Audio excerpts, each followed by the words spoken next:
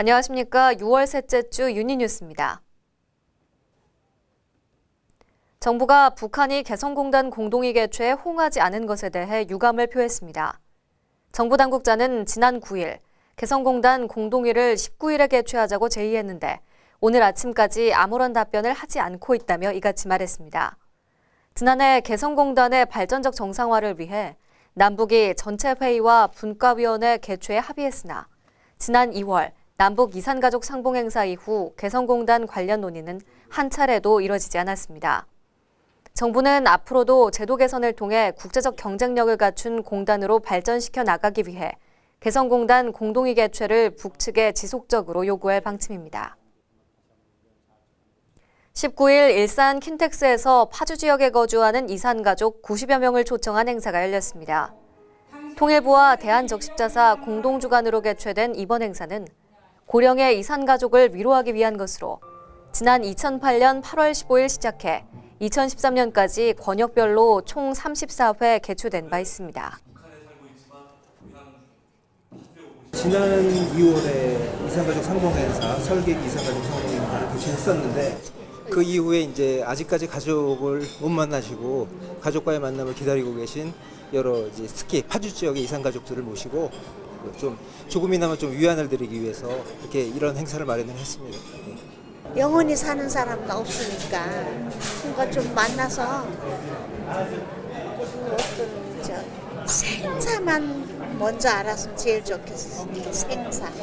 눈앞에 이 38선을 두고 한 몇 시간이면 가는데 그걸 못 간다는 게 항상 안타깝죠. 네. 그래서 가끔가다 임진각을 가거든요.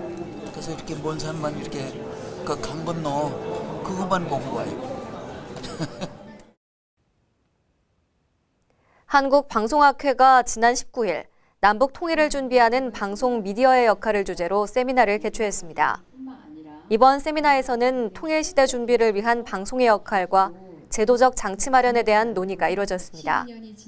한편 김남식 통일부 차관은 축사를 통해 통일에 대한 국론을 결집하기 위해 통일을 전문으로 하는 방송이 필요하다고 말했습니다.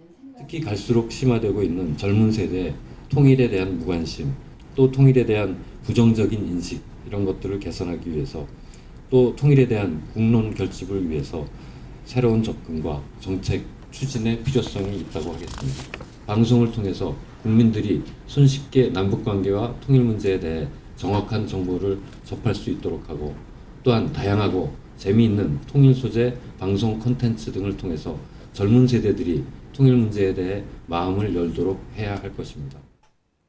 동해상에서 구조된 북한 선원 5명이 16일 판문점을 통해 북으로 전원 송환됐습니다.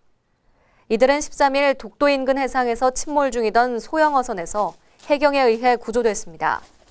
정부는 북한으로 돌아가기를 희망한다는 이들의 뜻에 따라 모두 북으로 돌려보냈다고 밝혔습니다. 엄광인 씨? 네.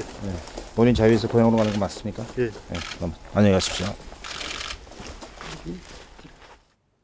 6일째 통일부 장관은 지난 18일 국회 정치외교 통일안보 분야 대정부 질문에서 5.24 대북제재를 해제하기 위해서는 북한이 신뢰를 쌓으려는 자세를 보여야 한다고 밝혔습니다. 류 장관은 대통령이 드레스덴 연설에서 밝혔듯이 5.24 조치가 있음에도 남북이 협력할 수 있는 인도 지원 분야나 동질성 회복, 북한 민생 인프라 구축 등 정부가 할 수 있는 일들이 있다면서도 천안함 도발에 대한 책임 있는 조치가 필요하다고 말했습니다. 오는 7월과 8월, 지난해 12월까지 입국한 탈북민을 대상으로 한 생활 실태 조사가 실시됩니다.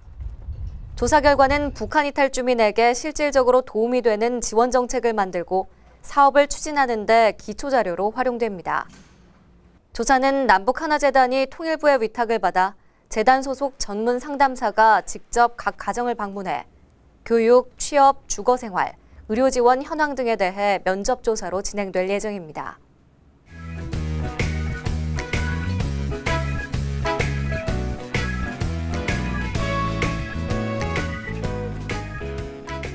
서해바다를 두고 북한과 접하고 있는 인천의 특수성 때문에 굉장히 평화가 절실한 지역입니다. 그래서 우리 인천시가 그동안에 다양한 평화 사업들을 해왔는데요. 올해는 그 대한민국을 대표할 평화의 노래를 찾는다라는 주제로 제1회 인천 평화 창작 가요제를 준비하게 되었습니다.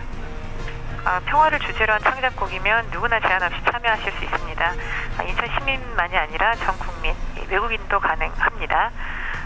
또한 솔로, 밴드, 합창, 동요, 대중가요, 국악 등 모든 장르가 가능합니다. 지금 참가곡을 접수하고 있고요. 6월 27일까지 인터넷이나 우편으로 접수하실 수 있습니다. 평화를 주제로 한 다양한 곡들, 많은 참여 부탁드리겠습니다. 지난 18일 러시아와의 브라질 월드컵 조별 예선전이 있었죠. 이른 아침 경기를 응원하기 위해 많은 사람들이 밤새 거리를 지켰는데요. 한쪽에서는 세월호 희생자를 조문하는 발걸음이 끊이지 않았습니다. 통일 또한 국민 여러분의 꾸준한 관심과 응원이 필요합니다. 이상으로 유니뉴스를 마칩니다. 고맙습니다.